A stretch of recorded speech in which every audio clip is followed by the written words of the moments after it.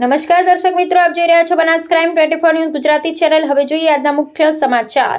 ડીસા હવાઈ pillar મેદાનમાં શ્રી સરકારની જમીન પર પાઇપો ઉતારી દેવાતા અરજદારે નાયબ કલેક્ટરને કરી રજૂઆત। ડીસા હવાઈ પિલ્લર મેદાન એટલે શ્રી સરકારની જમીન છે, જ્યાં કોઈપણ જાતનો ઉપયોગ કરવો હોય તો જિલ્લા કલેક્ટર કચેરી ખાતેથી મંજૂરી મેળવી પડે છે। હવાઈ પિલ્લર મેદાનમાં જાદુગર, સર્કસ કે અન્ય ડાયરા રાજકીય પક્ષના કાર્યક્રમ હોય તો ભાડું વસૂલ કરવામાં આવે છે। ત્યારે ડીસા હવાઈ પિલ્લર મેદાનમાં કોઈ કંપની દ્વારા પાઇપોના ઢગલા ખડકી દેવામાં આવ્યા છે, જેને મંજૂરી આપવામાં આવી છે કે કેમ, જેને લઈ ડીસાના જાગૃત નાગરિક સુભાષભાઈ ઠક્કર દ્વારા ડીસા નાયબ કલેક્ટર કચેરી ખાતે લેખિતમાં રજૂઆત કરવામાં આવી હતી। સાથે જે જગ્યાએ પાઇપો ઉતારવામાં આવી છે તેની આસપાસ ઝૂંપડપટ્ટીમાં રહેતા લોકોના નાના બાળકો રમે છે અને પાઇપો ઉતારી છે ત્યાં કોઈ પ્રોટેક્શન મૂકવામાં આવ્યું નથી। ત્યારે જો એક પાઇપ લપસી જાય તો તમામ પાઇપો રગડી જાય અને મોટી દુર્ઘટના સર્જાઈ શકે છે।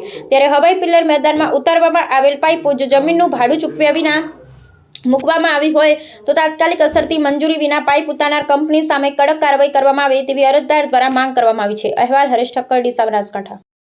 જી સાહેબ, શ્રી સરકારની જમીનમાં આજે પાઇપો મૂકવામાં આવી છે, જે બાબતે આપે કલેક્ટરશ્રીને રજૂઆત કરવામાં આવી છે, શું બાબત છે?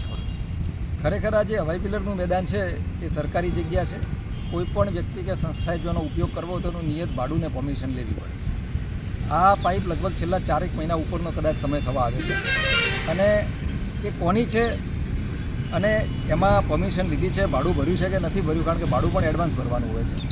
તો એ બાબતને લઈને અહીંયાથી જતા આવતા મેં જોયું તો ઘણીવાર નાના બાળકો પણ અહીંયા રમતા હોય છે અને આની યાર્ડમાં બીજું કોઈ ન્યુસન્સ થવાની શક્યતાઓ પણ છે। આ પાઇપને ખરેખર જોવામાં આવે તો એમાં કોઈ ટેકા કે કંઈ આપવામાં આવેલ નથી, તો ગમે ત્યારે ખસે તો અહીંયા નાના બાળકો પણ રમતા હોય છે। આની યાર્ડમાં અહીંયા ગંદકી પણ થાય છે, દારૂની બોટલો પણ પડી છે।